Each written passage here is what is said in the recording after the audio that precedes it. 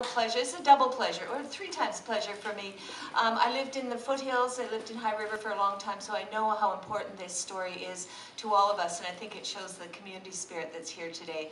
And my second pleasure is that I used to be at the University of Calgary Press, and this was one of the manuscripts we talked about for a long time, but Rachel was a very busy woman, and so we're delighted to see this come forward. And the third reason is that I think that Glebow is really about a sense of place in the West. What does it mean to live in this incredible landscape and have these kind of stories and events come forward? And this is a beautiful example of it.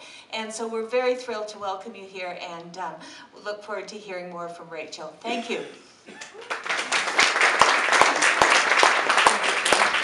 I'd like to welcome now Brian Scrivener, the director of the University of Calgary Press. We've had the great pleasure of doing a few of these book launches here, and we're glad that we're able to do it again. So, Brian. Thank you, Doug. First, on behalf of the university, I would like to acknowledge that we're on the traditional territory of the Treaty 7 people, and that Calgary's home to the Region 3 of Métis Nation. Any book is a celebration. Any book launch is a celebration. But it's even more so when there is such a personal connection to the story it tells. And that story, I think, for Rachel, started out with a question, a puzzlement. Because when she first started looking at popular histories of the ranching West, there were 3 words that summed up all the credit was given to the women: barefoot, pregnant, and in the kitchen.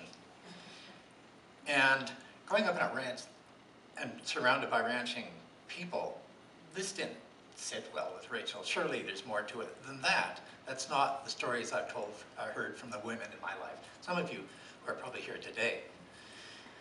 So this was a question, which became a serious research question when Rachel was doing her master's in history at the University of Calgary.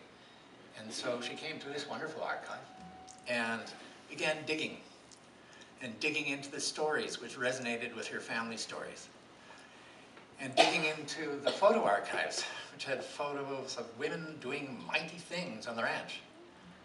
All those things that the story is either not told, not known, or under-recognized. And so, what did she do? She wrote a book. And this book recognizes that story. It's full of fascinating anecdotes and information. And we hope that it will have a life to correct the common misunderstanding, the lack of appreciation given to the contribution that ranching women have made, and even down to Rachel, are still making in our part of the world. So without further ado, I'd like to introduce Rachel to come speak.